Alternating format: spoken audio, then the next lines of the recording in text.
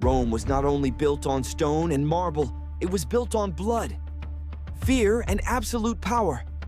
Behind the glory of temples, legions, and emperors lay a dark reality that slowly consumed the empire from within.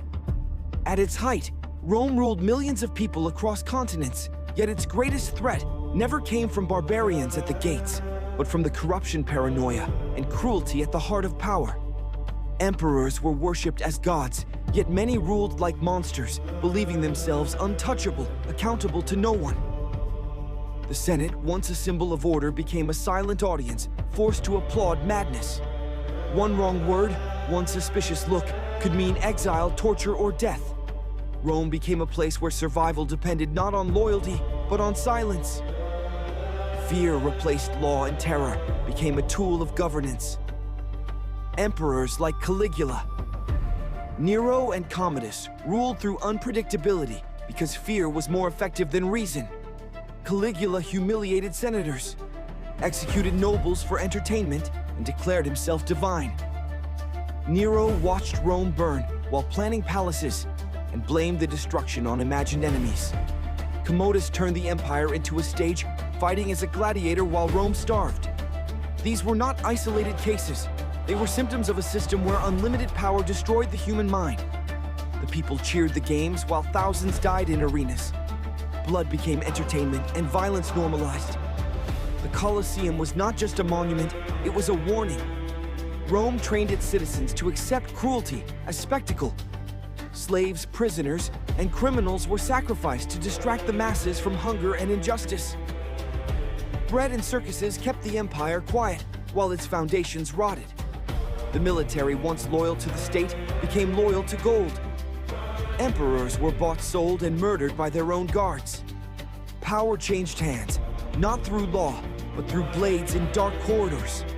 Every reign ended with paranoia. Every palace echoed with betrayal.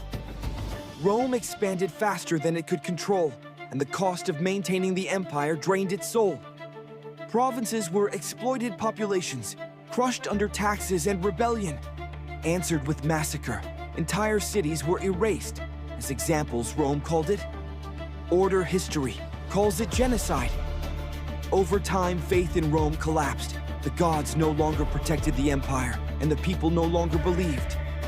The old values, discipline, honor, sacrifice were replaced by excess, greed, and decay. The empire that conquered the world could not conquer itself. In the end, Rome did not fall in a single night. It bled slowly, poisoned by its own power, its emperors, its cruelty, its obsession with control, destroyed what legions could not. Rome remains a lesson carved into history, a warning that when power is unchecked and humanity is forgotten, even the greatest empire will collapse into darkness. Rome was once the most powerful empire the world had ever known. Its armies conquered lands. Its laws shaped civilizations, and its cities stood as symbols of eternal dominance. But beneath the marble statues, golden palaces, and disciplined legions, there was another Rome. A Rome ruled by fear, paranoia, and endless bloodshed. Power in Rome was absolute, and absolute power slowly destroyed everything it touched. Emperors were not just rulers. They were untouchable figures who controlled life and death with a single word. Loyalty meant nothing. Survival meant everything.